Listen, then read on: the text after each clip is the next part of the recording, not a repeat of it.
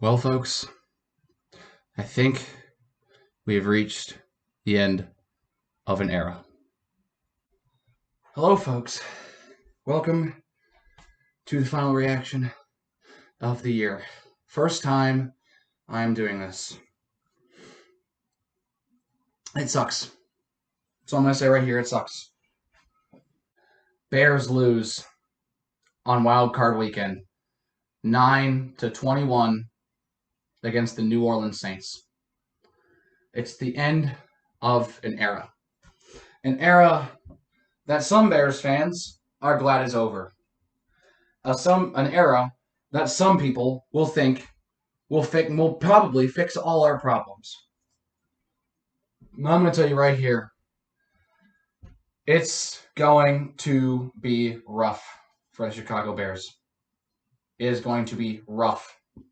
This may have been the last time Trubisky puts on a Bear uniform. It's the last time that Trubisky plays for the Chicago Bears. It may even be the last time Trubisky plays as a starter. To Mitch, I want to thank you for these 4 years. You've played against almost every single team. You got rested a couple times. The two teams off the top of my head that I think you did not play, the Pittsburgh Steelers and the Tennessee Titans and the Indianapolis Colts. Those, I think, are the only teams that you did not play against once in your career. Because Mike Glennon was starting against the Steelers, which we won that game, by the way, and then Foles was starting for the Colts and the Titans this year. But outside of that,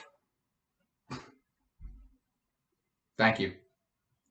Because you've given us 2 playoff appearances in 4 years. Now, that's nothing to shy at. Someone like a quarterback that has gotten quite a bit, Deshaun Watson, did the exact same thing. 4 years of his career, he's got 2 playoff appearances. The only difference is he's got a playoff win. He's got 1 playoff win under his belt. Where Trubisky, unfortunately, has none. We're talking about the unsuccess of Trubisky. He's had rough patches. Many times, he's looked not great. And it's sometimes completely awful. But the thing that I can say is this. Don't anyone tell me that Trubisky was a bad quarterback. He was victim of a bad upbringing and bad coaching.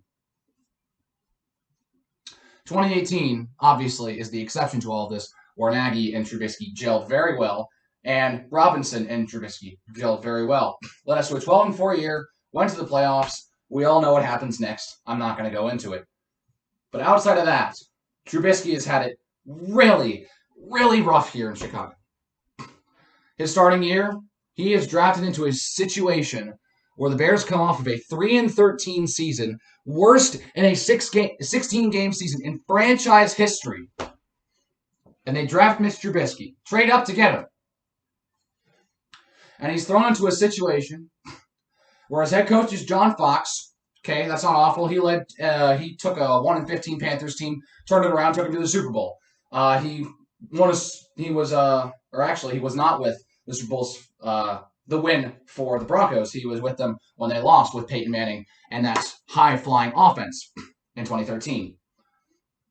So he could possibly turn ship around. But the problem is the quarterbacks he was working with. Mitch Trubisky, fresh off of a one year as a starter in college at North Carolina. And when you're talking about that, who is his mentor? Opposed to someone like Patrick Mahomes. Mike Glennon.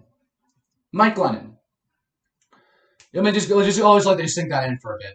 Just go ahead and laugh, because that is definitely a laughable situation to go into where your mentor is Mike freaking Glennon. Keep in mind, Trubisky absolutely crushed Mike Glennon this year, just a few weeks ago, when Mike Glennon started for the Jags against us. However, Mike Glennon pulls off a miraculous win against the Steelers, gets benched against Green Bay. Monday night, 2017, Mitch Trubisky comes to start. almost beats the Vikings. Has a pretty decent game. He guides us for 4 more wins throughout the year against Baltimore, Carolina, Cincinnati, and Cleveland. Yes, the 0-16 Browns. Then in 2018, he comes alive after having 7 touchdowns and 7 picks in 2017.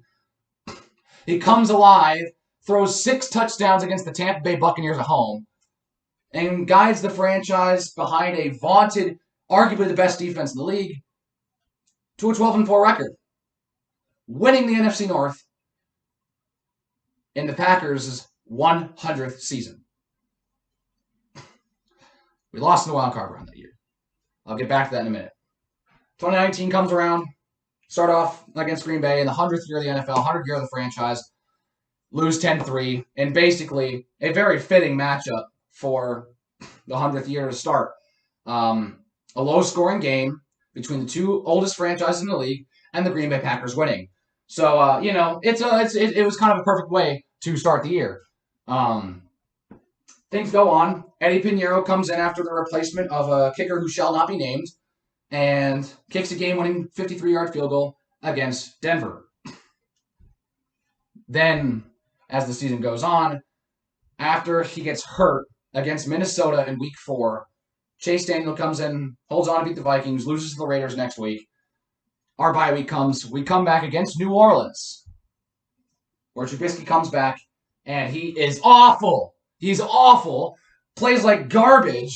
The only thing good in that game happening was Cordero Patterson running a touchdown back and getting a couple touchdowns in garbage time, which also, by the way, we had a little bit of a feud as a certain player on the Saints started at the end of the game in garbage time making fun of Tariq Cohen's height. That guy's name was Chauncey Gardner-Johnson. I'll get back to him in a minute. But after that game, Trubisky falls off a cliff, has a couple awful games against Philly and a couple other teams I can't really remember right at the moment. Oh, the Chargers, that's another game. Both teams play like garbage in that game. Pinheiro missed a game-winning field goal. We don't talk about that. Couple more games, he sucks. But we kind of just, once we get to the dumps after a loss to a team I forget, we play Detroit on Thanksgiving against the third stringer, David Blau. We win that game by the skins of our teeth. Next week, we play Dallas, and Trubisky comes alive, and he's fantastic. Trubisky comes out a great game against the Cowboys. They win 31-24. Following week, they have to go to Lambeau. And barring a couple iffy calls, Bears could have won that game, but we did not, and we were basically eliminated from playoff contention. We play Kansas City and Patrick Mahomes, get absolutely pin-smacked, tore 3 points, and then pull off a miracle win in the final week to break 8-8 against the Vikings. Then we come into this year. Trubisky leads off a massive comeback against the Detroit Lions. We then survive against the New York Giants. Trubisky gets benched for Nick Foles. And Foles leads us to a comeback against the Atlanta Falcons.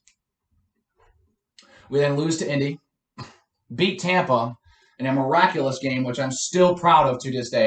That's one game I will never forget for this year. We beat Carolina with Foles, and we tank.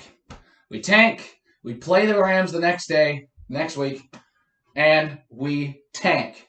Lose 6 straight.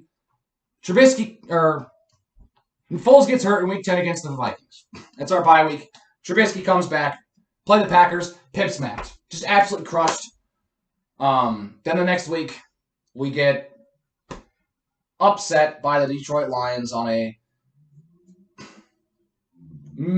collapse, if you will. And then Trubisky comes out against the Texans and looks great. He looks fantastic. Throws 3 touchdowns in the first half. We put up 30 points in the first half. We do fantastic. He didn't throw 3 touchdowns. I don't think so. But regardless, we got 30 points in the game at that point. He looks great against Minnesota, in Minnesota. And then he looks great against Jacksonville. Comes in against Green Bay. Play calling is awful. They don't give him any chance to basically be Mitch Trubisky and be himself. They restrict him to short passes that are to short, safe passes. And the one chance they give him to air it out deep, he connects with Darnell Mooney on a fantastic connection. The unfortunate thing about that game, Mooney and Smith both get hurt. Another thing, I'll get back to that later. So, Bears lose, stumble into playoff, another 8-8 year. We stumble into the playoffs somehow. Going into today, we well knew that this very well could have been Trubisky's last game as a Bear, Robinson's last game as a Bear, and many other players, for some reason, could have had their last game as a Bear, depending on what we decide to do with this offseason. And Trubisky had a good game. I think he had a pretty good game. The problem is this. Trubisky started out the game great. Started off with a couple good passes. You know, he wasn't really throwing too many incompletions, and the incompletions were mostly drops of the thing. Floats a beautiful pass for Javon Wims. Now, Javon Wims is a name you're probably familiar with because he, this year, against New Orleans, threw a sucker punch at C.J. Gardner-Johnson. And that led to our demise. We collapsed right after. The first play after he gets ejected is a pick. We end up losing that game in overtime somehow. Somehow we tied it and went to overtime. I don't know how. Then, this game. Wims makes a great catch on the sideline, which for some reason initially was like, oh, it's incomplete. I still don't understand why or how they called that pass incomplete. The very next play, Trubisky is out on the edge. Montgomery takes the snap. He gives it to Patterson, flips it back to Trubisky, and he airs a perfect ball. And when I mean perfect right on the numbers for guess who? Javon Wims, and he dropped it. He dropped that pass. If Wims catches that pass for a touchdown, I say we have a fighting chance in this game. Don't even say, oh, we got mauled anyways. Momentum is a thing. We tie that game 7-7. This is a totally different ball game. Totally different. But he drops it. We run up the middle, and we basically forfeit the drive. From that point on, after Wims dropped that ball, 2 aggressive play calls back-to-back. A deeper pass to Wims, which is perfectly placed, and then a home run ball for Javon Wims, which he drops. And that was a perfect throw by Trubisky.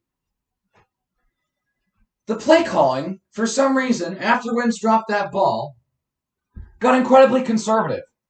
I don't think there was another time in that game where Trubisky aired it out 20-plus yards.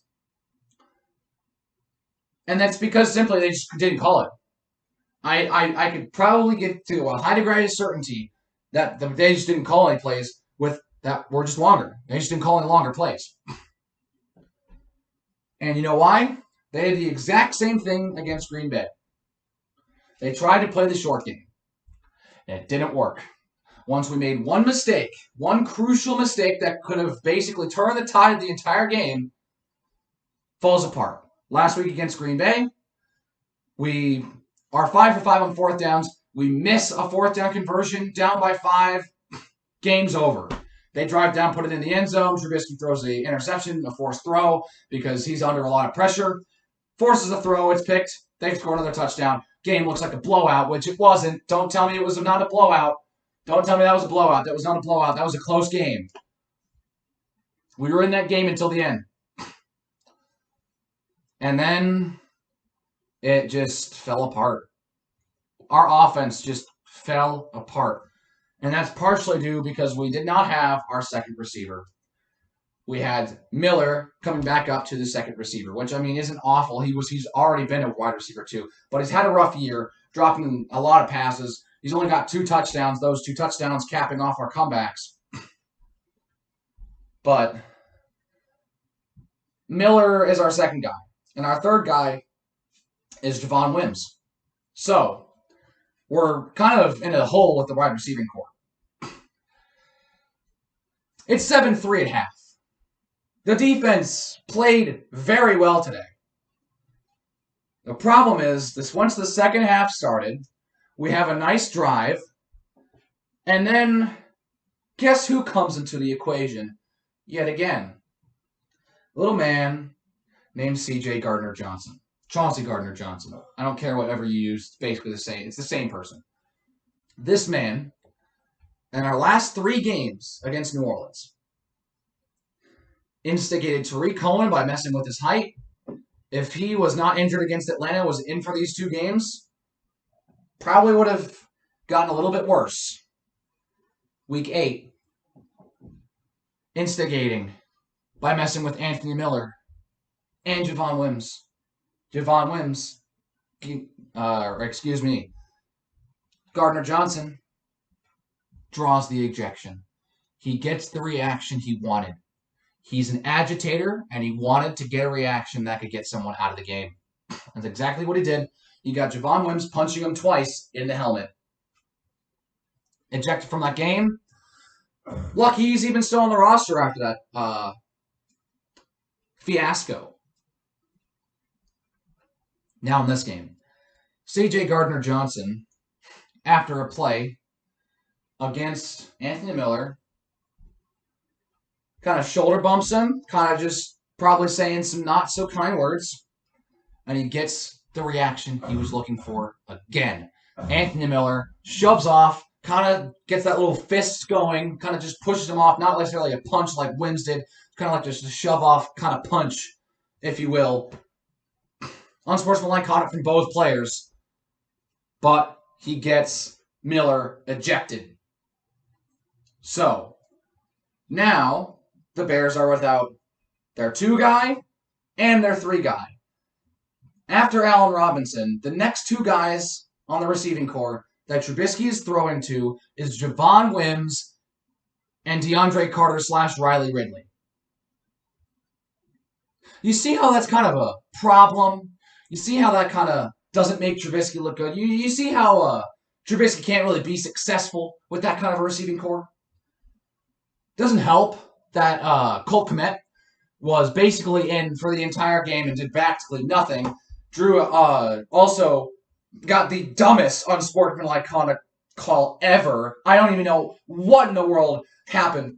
He must have said something really stupid because all he did to, I think it was Malcolm Jenkins, I forget which one, Malcolm or Janoris Jenkins, one of those 2, says something back to him. And because he's the one who is reacting, he's the one getting penalized. That is what the Saints did today. They were able to penalize us and take players out of the game and get under our skin. Get under our skin. That's what they were able to do. They drew 2 unsportsmanlike conduct calls, actually 3 of them, one of them going for an ejection, one of them going for a 15-yard loss in the red zone. The third one was Patterson just intentionally running out of bounds, basically. It was just kind of like a no, just like a whatever penalty. What he does is he gets under the other team's skin, and that gets a reaction, and it then gets the other team's frustrated, and then it starts winding down on the slippery slope to affect performance or get someone ejected. That's the big thing. Getting someone ejected after getting a reaction. You're not the one who is going to get penalized because you didn't really do too much. You kind of maybe said a couple things. You may have, done just simple stuff. It's not like you're throwing the punch. You're getting the reaction of a punch or someone saying something to you. That is what killed us. Letting the other team get under our skin. 2, offensive ineptitude after Wims dropped the ball. And that's really it. The defense did its job. The defense did a good job. It may look bad as they almost let up 28 points, but they let up 21, almost 28. But the thing is, they were the ones keeping us in this game. They were the ones that were keeping us in this game. And the reason why they crumbled is exactly why they crumbled a lot in something like 2017, where the offense and the skill positions Trubisky had to work with in 2017, our top receiver back then was Kendall Wright. Kendall Wright was our top receiver in 2017. That just, you can't work with that. It's the worst receiving core in the NFL that year. It was. Now, who do I think we should go with in the draft? A lot of people would say a quarterback or a receiver. Personally, I go with an O-lineman because that has been something that is hindering Trubisky's ability to succeed. The offensive line is just straight up not giving him enough time. He cannot get time in the pocket. He extends plays. He is much better fit for that offensive line than Nick Foles is. But bottom line still is, Trubisky still doesn't have enough time to air it deep or make the throw. And he has to tuck it down and, just check it down or something. The throw just isn't there half the time. And the offensive line crumbles. He has to scramble around, either take a sack or just throw it away. It's a wasted down, and that is hurting his ability to succeed. Personally, I want Trubisky back for another year. One more year. Just sign him to a one-year deal. You know why? Because how do we know Nick Foles or Tyler Bray are going to be better fit for this offense than Mitch Trubisky is? And if we do go to the draft and pick a QB, somehow if we land someone like Zach Wilson, most realistically with our draft position, either Trey Lance or Kyle Trask. How do we know that it is not going to be the exact same thing that happened with Trubisky?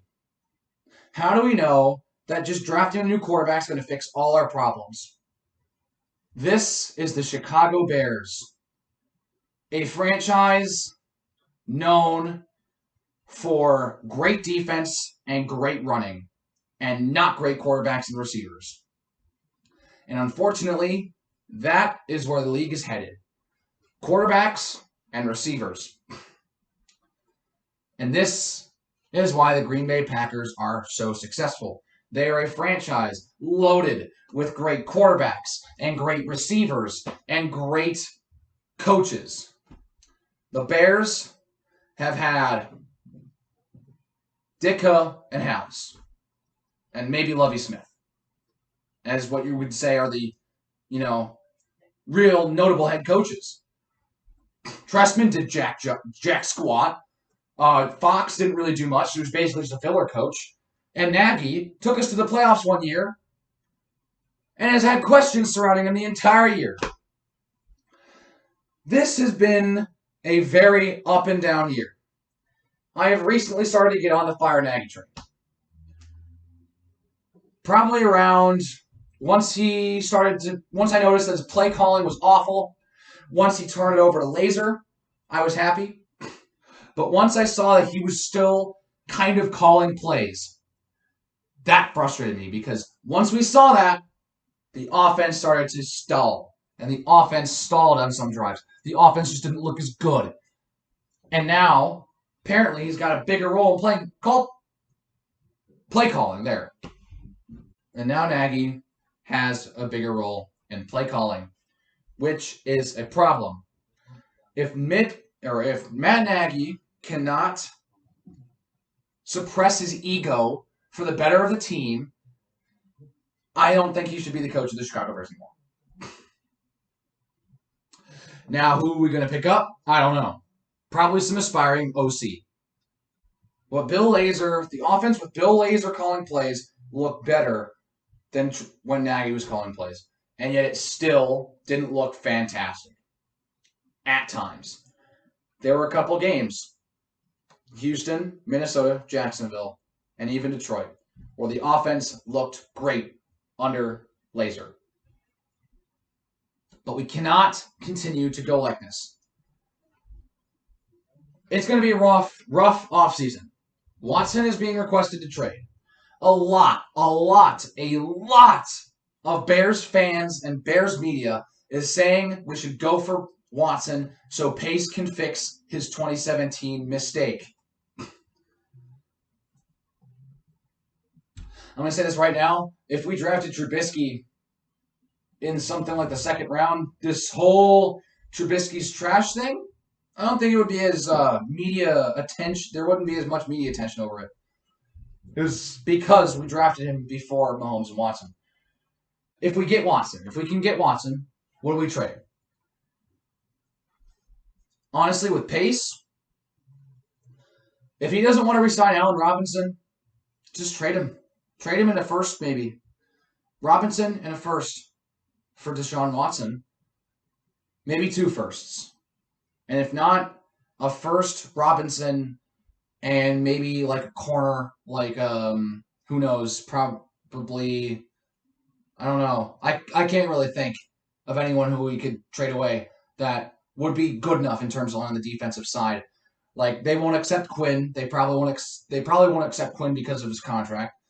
Maybe Jackson because of his contract. But if Jackson's contract wasn't as bad, I think that would probably be a good thing because he's had an off year and he has not looked good. He's dropped way too many interceptions. And the interceptions he does get, they get taken away. What do I think about next year?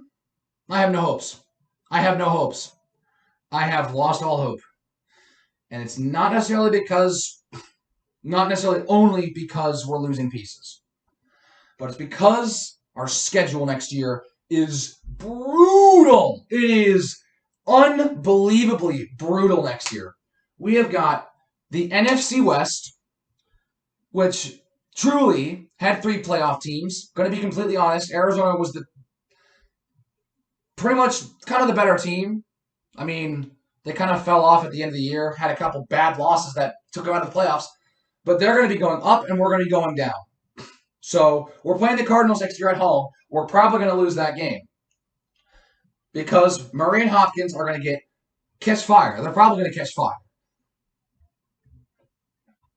It's the NFC West, and then our AFC opponent is the AFC North, which has 3 playoff teams, and the team that missed the playoffs is getting a high draft pick and is getting their first overall pick quarterback back at quarterback next season. The Bengals are not a team to be laughing at right now because they've got a good spot. They get a top 5. Wait, they have the 5th pick, right? Yeah, I think they have the 5th pick. They could possibly draft Devontae Smith and boost that already pretty good receiving core with Tyler Boyd, T. Higgins, and A.J. Green. Then they add Joe Burrow and Devontae Smith to the mix, the last 2 Heisman winners. That's a team to watch out for. We're playing that entire division, and the other 3 teams made the playoffs. And then we have Tampa, who still has Tom Brady. It's Tom Brady. And then the New York Giants. I mean, it's the New York Giants. The 3 games that I think that are, I would say, that are in our favor, Giants and both against Detroit. And even pending Detroit's pick in the draft. Depending on who they get, I might not even be confident in beating Detroit. Next year is going to be a rough year. Personally, my ceiling, probably 9 or 7 or 10 and 6.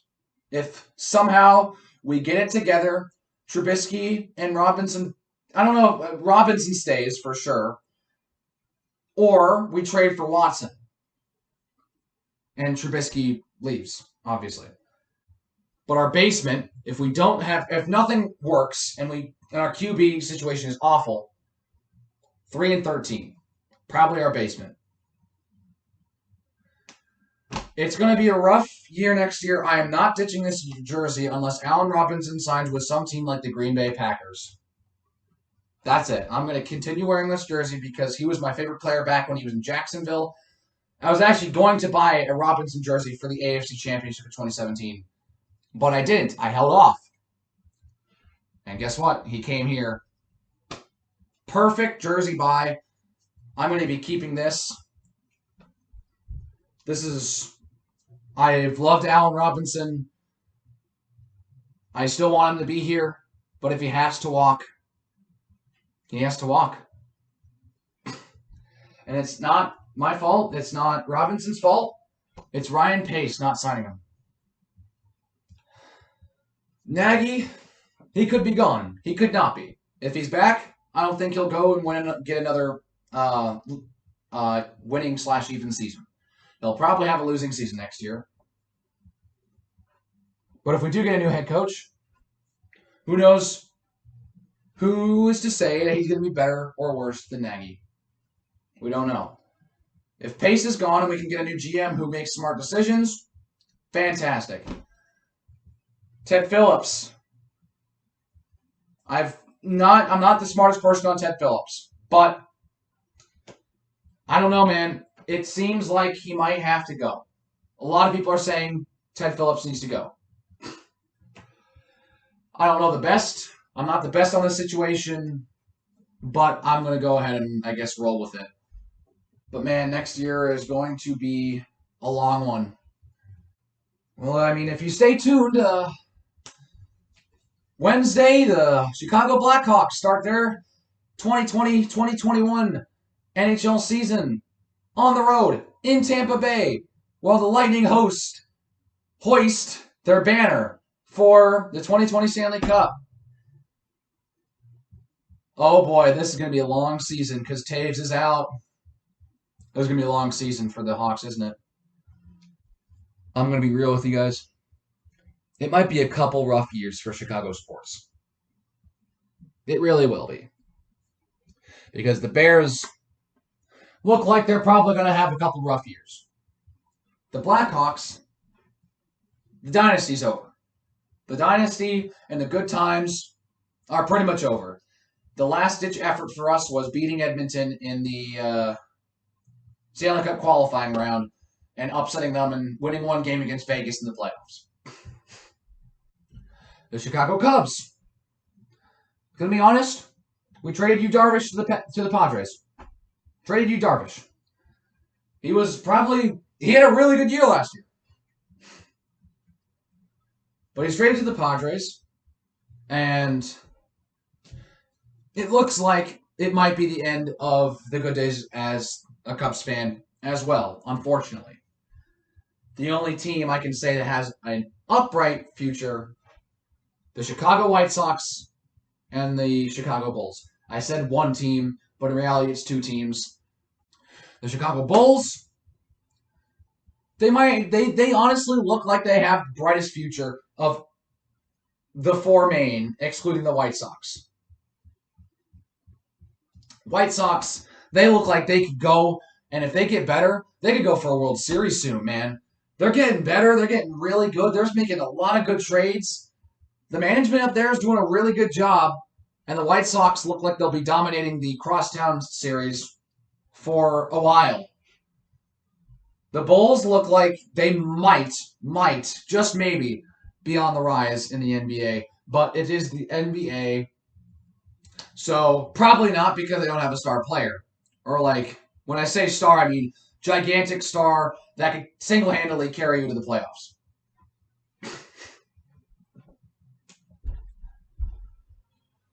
This is a rough time to be a Chicago sports fan. And I don't see it getting better in these next couple of years. That's really it. I don't really have much else to say. It's been a roller coaster. Next year looks like it won't be a roller coaster. And it looks like it'll be what we expect. It could be what we expect. But you're not going to see no content from me. I'll be doing some Hawk stuff. Depending on whether or not the Cubs start, I'll probably be doing some Cubs stuff.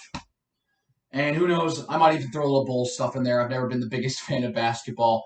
I've always been more of a hockey person myself. But I could find a way to maybe do some stuff on the Bulls if they do well enough. But anyways, that's going to do it for me. Subscribe if you want to see more stuff on Chicago sports. Basically, because this is my city. This is my city, man. Chicago is my city. I'm going to be rooting for these teams till the day I die. Thanks, everyone. Make sure you leave the subscribe button. Hit that like button because you don't want to miss it. Thanks, guys, for an amazing season. Take care.